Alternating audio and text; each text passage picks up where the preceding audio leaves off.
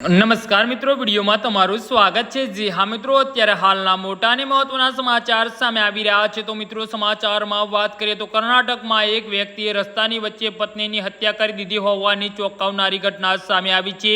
તેને પહેલા પત્નીનું ગળું કાપ્યું, પછી એક્સયુવી વડે તેને કચડી નાખી છે। ઘટનામાં બે વિડીયો પણ સામે આવ્યા છે।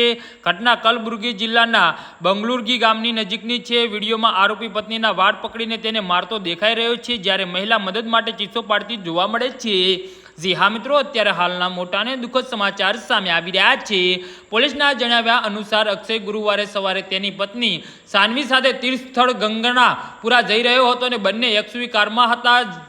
સવારે લગભગ 11 વાગે રસ્તામાં બંને વચ્ચે ઝઘડો થયો હતો। ત્યારબાદ અક્ષય સાનવીને ગાડીમાંથી બહાર ધક્કો મારી દીધો હતો। ત્યારબાદ અક્ષય રસ્તાની વચ્ચે જ સાનવીના વાળ પકડીને મારવાનું શરૂ કર્યું હતું અને દાતરડા વડે તેનું ગળું કાપી નાખ્યું।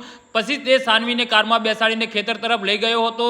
ત્યાં તેને પત્નીને જમીન પર સુવાડીને એક્સયુવી કાર ચડાવી દીધી હતી। સાનવીનું ઘટના સ્થળે જ મૃત્યુ થયું હતું। જી હા મિત્રો, તો આના વિશે તમારું શું કહેવું છે તો નીચે અમારી કમેન્ટ બોક્સમાં જરૂરથી જણાવજો અને અમારી યુટ્યુબ ચેનલને સબસ્ક્રાઇબ કરવાની ભૂલતા નહીં। વિડીયો પૂરો જોવા બદલ તમારો ખૂબ ખૂબ આભાર।